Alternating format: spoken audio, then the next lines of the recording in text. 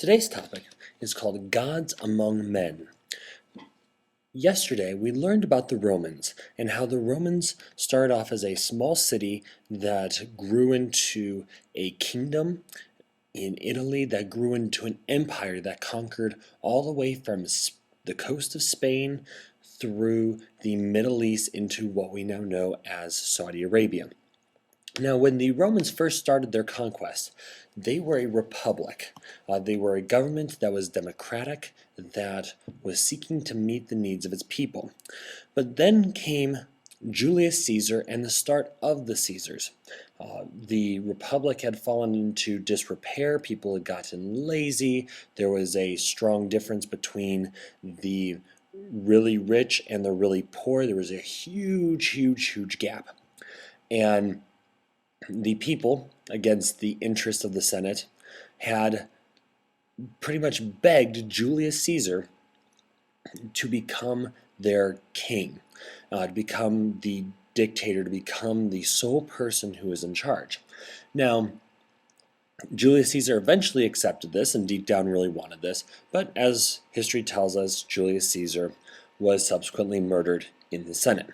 Now, the person who took over him was his nephew, adopted nephew, Octavius, who then takes the title Caesar Augustus and starts a long line of couple hundred, bordering on 1,000 years of the reign of the Caesars. Now, the Caesars were not just kings. The Caesars were viewed as gods, much like the way the Egyptians viewed the pharaohs. The Romans viewed the Caesars as a living god, highly revered. Nobody was to doubt you, no one was to question you. Whatever you said was supposed to go. You were a larger than life figure. The moment that a word left your lips as a Caesar, it became law. So, from around 300 BC all the way through 300 to 400 AD, you had the reign of the Caesars, these living gods, gods among men. Now, and this is a statue here of Caesar Augustus as he's pointing off into the distance towards the far-flung reaches of the Roman Empire. Now, the Romans were polytheistic. So the idea of having a living God wasn't strange to them. They had gods for everything. So if you take this bedroom here, here's a brief run-through of some of the Roman gods that would have been there. There would have been the god Hypnos, the god of your bed. There would have been Matuta, the god of the windowsill, and the curtains that are there to block the sun in the morning. Then as you got up out of bed, there was the god Cardia, who was the god of the door frame. So you were very thankful for your door frame that kept the house from closing in on you. Then there was Carnea, the goddess of the door handle, not to be confused with the door frame. Then as you make your way downstairs, you would come across Potina and Porus, the gods and goddesses of the drink, like a drinking glass, and of containers. You would have had Devera, who is the goddess of the broom handle, and then Fornax, who was the god of the hearth, of the baking oven. Then as you made your way out to the bus stop, you would have encountered a bunch of gods. The gods of the four winds, Africus, Fabianus, and so on and so forth. The north, south, east, west, and southeast winds. You would then have had Nemenstrinus, who is the god of trees. You would have had Coelus, who is the god of clouds. You would have had Subrinisator, the god of lawn clippings. Flora, the goddess of flowers. Melona, the goddess of honeybees. Trivia, the goddess of decision making. So when you came to an intersection and you had to make a choice, you would pray to the goddess Trivia for the direction in which you would go. And then there was Adiona and Abiona, the goddesses of children leaving the home and children arriving back home safely. And then there was the god Mesor, the god of law, not to be confused with lawn clippings, but the god of the lawn. And then there was Cloacina, the goddess of the curb. So the point where the sidewalk becomes street, that was the territory of Cloacina. So those were just a few of the many hundreds and hundreds of gods, some even say thousands of gods, that the Romans worshipped. Especially as the Romans went and conquered far-flung regions, they would add those gods into their pantheon, into their group of gods that they would worship. First and foremost, though, was definitely the Caesar, and the cult of the Caesar was extraordinarily important for the unification of Rome. That no matter who you were, no matter what part of the empire you were in, be it Spain, formerly known as Hispania, to the Middle East, down to North Africa, no matter how many gods or goddesses you did or didn't worship, you were all unified by worship of the Caesar. Now, as we had talked about before, as we get into the birth of Christianity, Father Abraham had two sons. Once again, from Ishmael came the Muslims, but the focus of our learning today is going to be on the second son, Isaac, from which the Jews came. And in the far-flung regions, the farthest edge of the Roman Empire was Israel. Now, today we're going to step back and we're going to look at the formation of this kingdom of Israel and some different elements in Israel's history that brought about the birth of Christianity. In 1200 BC, the Jews established a kingdom along the Mediterranean Sea. The followers of Isaac, or not the followers, but the descendants of Isaac, had grown into a very large people, hundreds of thousands, some even estimate into the millions of people. They had spent some time in slavery down in Egypt and had been freed, according to the storyline, by Moses. They go out through the desert and out to what had been promised to Abraham as the Promised Land. The Promised Land was the land of Canaan, and there are some different landmarkers that are supposed to mark it off, but it's pretty much what the modern-day kingdom of, or modern-day country of Israel is. This was the land that had been promised to Abraham as being the promised land for his descendants. Now, this begs the question, which descendants was he talking about? Was he talking about the descendants of Isaac, or was he talking about the descendants of Ishmael? A very important topic that we will come back to in a couple units. However, 1200 BC, the Jews established this kingdom in the land of Canaan. And for close to 500 years, they rule this kingdom. Until 722 BC, the Jews are conquered. First by the Assyrians, then by the Babylonians, and there's a whole bevy of groups that keep coming through and conquering. And the Jews spend a lot of time in captivity. Now, by 25 BC, the Jews are getting a little restless. They start to begin looking for this promised figure by their God Jehovah, who's referred to in the scriptures as the Messiah. Because since Adam, or since the beginning, because Adam means from dust, the Jews were waiting for this Messiah, this Savior, promised by their God Jehovah. The Savior was supposed to do a couple of things.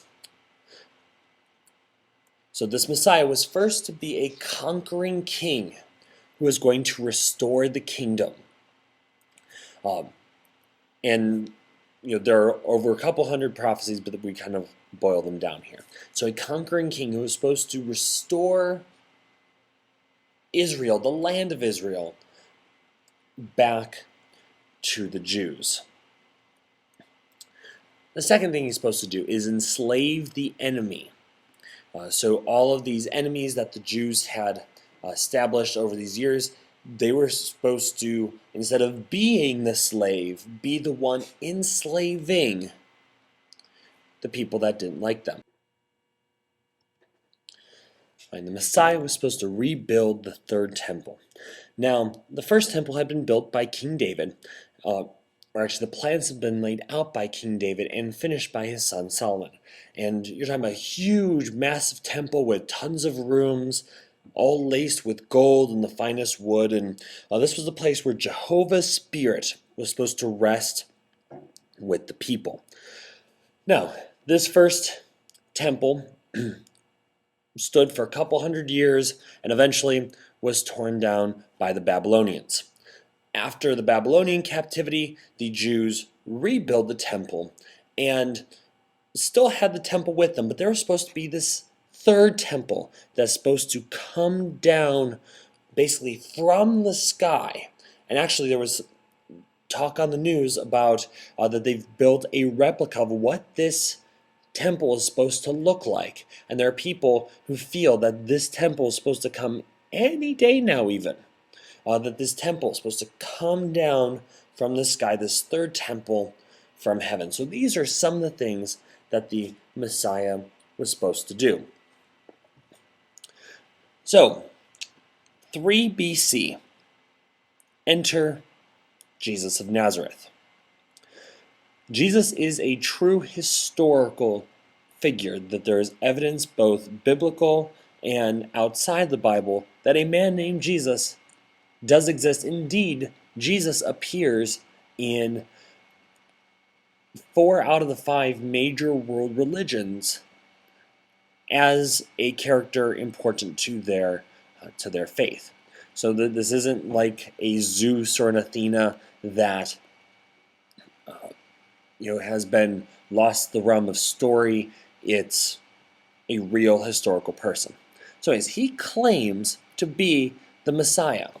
And then in 27 AD, he begins his ministry, and he preaches that the spiritual kingdom of Jehovah is at hand.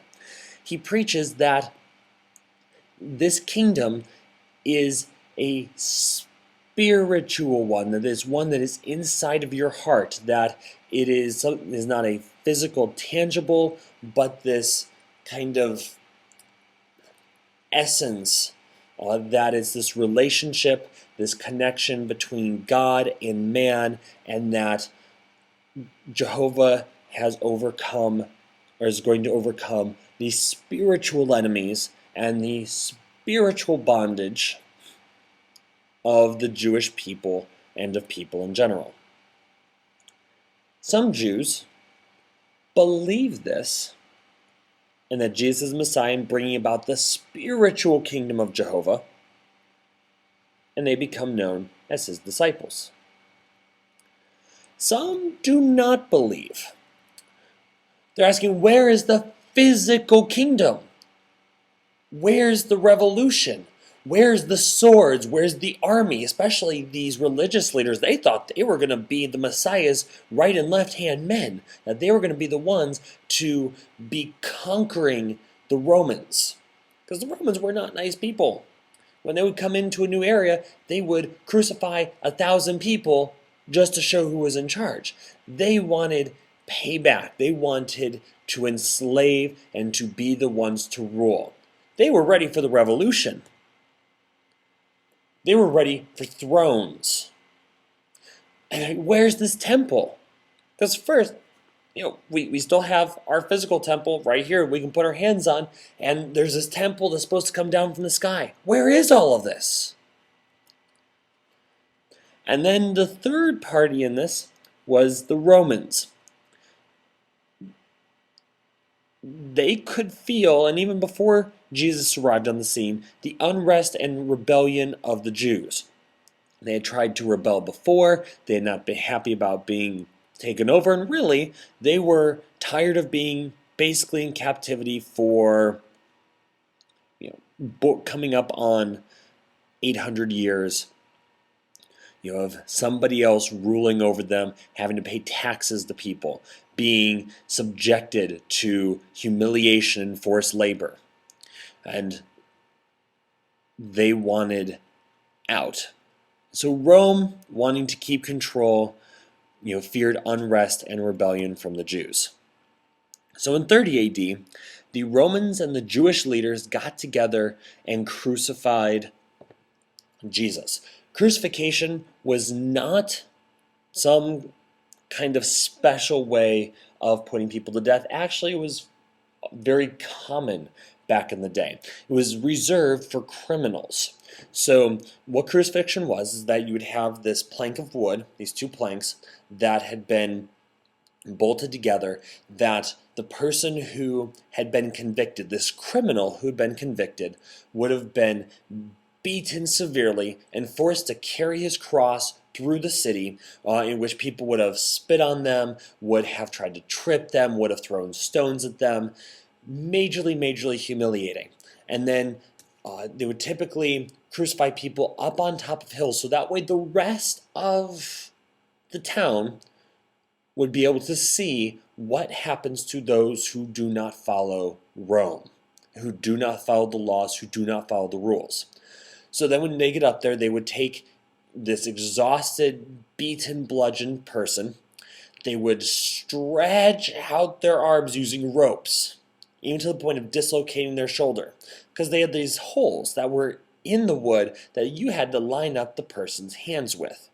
So they would stretch them out, and then they would put on a very large nail.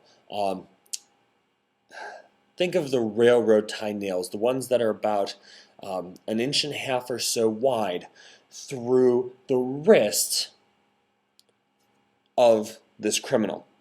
Because if you put it through the hand, the moment that you lift the cross up, the nail is going to rip through the rest of the hand because of all the weight. There aren't any bones in which to hold, to hold the nail there. There's ligaments, and the steel is just gonna, or the metal is just gonna rip right through. But if you put it through the wrist, especially in between the two main arm bones, once they put the person up, it locks against the wrist bone and it holds you up there. Then they would bend the person's legs and turn them to one side and put a nail through both the people's feet. Excruciatingly painful. But that was just the half of it. When they would lift them up, the way that the body was positioned, all the weight would be put on their diaphragm. That if you put your hands on your ribs, just below the ribs is the essentially cushiony thing that expands and contracts as you breathe. That's your diaphragm. That's what allows you to breathe. It puts all the weight on the diaphragm, and it basically suffocates the person. So if you relax and take the weight off of your hands and your feet, which have the nails through them, to try to relieve the pain from there, you start to suffocate. To keep yourself from suffocating, you have to pull yourself up using your hands and feet, which have nails through them. It would take someone a couple hours of excruciating pain, a couple hours before they would die. When it would become nightfall, if they were wanting to speed up the process, they would take essentially a huge sledgehammer and they would break the person's legs at the knees, and that would keep them from being able to pull up. It would speed up the suffocation process, and it would go from there. So Jesus received the death of a common criminal. The Jews felt that they were killing this false Messiah. They felt that this was a detriment to their religion, he didn't fit the prophecies, and they were stopping this movement before it became a detriment to Judaism. The Romans, the Romans were just trying to keep peace. They killed hundreds of thousands, if not millions of people in the process of building this empire and in keeping this empire. They just wanted peace and they wanted to rule. So, what's killing one more person? Not a big deal. Now, if we take a look at the city of Jerusalem itself, this is a picture. And over the spot where Jesus was crucified, they have built this temple. It's the temple with the two blue domes with the crosses on top. And they've set up, or the Christian church has set up these monuments at different points along the process. Like this was where Mary was supposed to have stood when watching the whole crucifixion taking place, Mary, the mother of Jesus. This is the spot where, as you see in the picture on the right, it's believed that Jesus' body was nailed to the cross. You can see that process taking place. And this is the spot where they believe that the cross itself had stood. So as you examine a little bit closer, there's this altar that you can go and kneel under where you can actually touch the spot, the stone itself, where the cross was to have been put down. Because they would have chiseled into the rock, essentially a holding place for these wood beams to have been put, so that way it would have stood there. And this is an encasement showing some of the rocks that would have been split in the process of carving that out. In terms of where Jesus' body was buried, they have built an enshrinement around that. And he was put supposedly into a garden tomb. This is what a garden tomb would have looked like, carved into a mountainside. And and inside would have been something similar to this, a stone slab where the prepared body would have been placed, and then women would have come and attended to it, putting the appropriate wrappings on. They didn't do the full organ removal, but they would have prepared it with incense and other things of that nature. So that way the body would have been preserved while also not stinking up the rest of the town.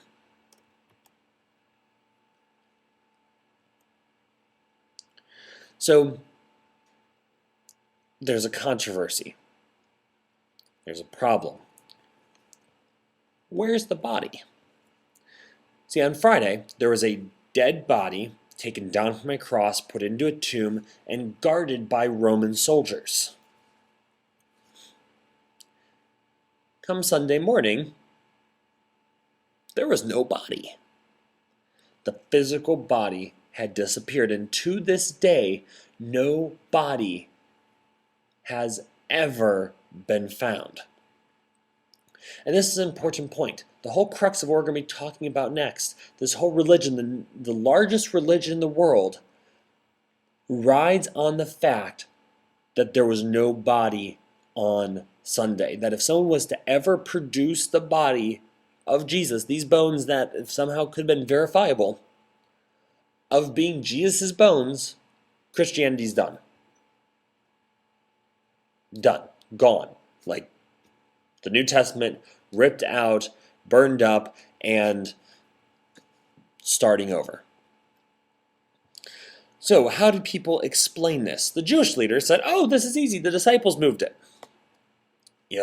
They wanted to keep their movement going, and if the dead Jesus, they can't make people believe in this stuff. The disciples moved it. Yeah. And then, from Jesus' disciples' perspective, they said Jesus rose from the dead.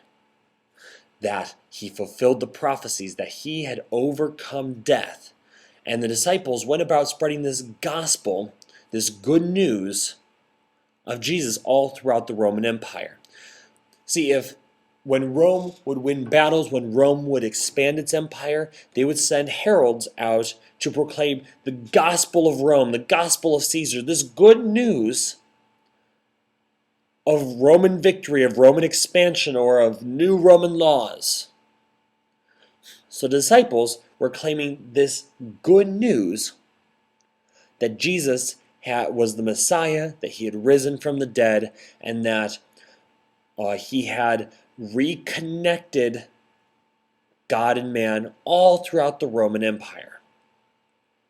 Because the Romans had built these elaborate roads that the disciples were able to use with easy transportation to spread this news quickly throughout pretty much the entire Mediterranean region. So this would bring conflict between Rome and Christianity. As we talked about before, the Romans were polytheists. They forced everyone to worship the Caesars. Everyone. They didn't care what other gods you worshipped, you must worship the Caesar. That's it. Done. End of story. Christians were carrying on the monotheist tradition of the Jews. Essentially, the Jewish faith with the Messiah coming, or with the Messiah having been there, being fulfilled in Jesus. So they refused to worship the Caesar. They said there's only one God, and it's Jehovah, and the physical essence of him, Jesus, this is who we pray to, the Trinity, not Caesar. And this led to immense Roman persecution, which means imprisonment, torturing, or killing of the Christians.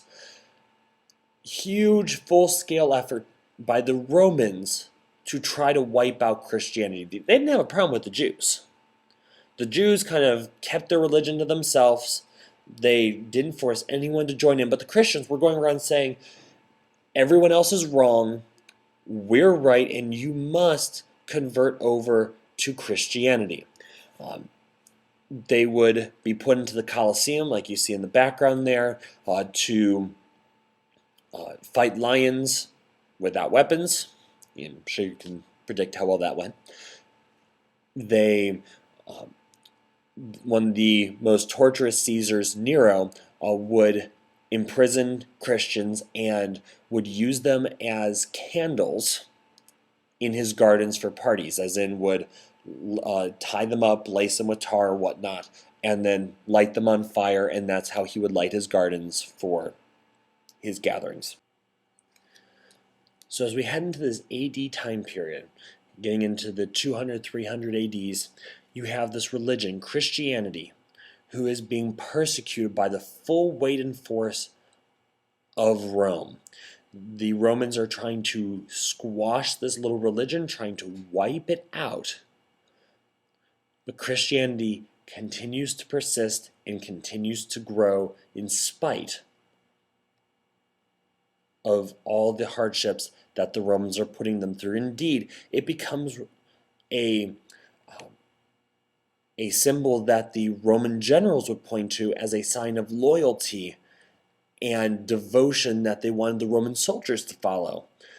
These Christians who refused to let punishment and pain and death persuade them from their religious beliefs.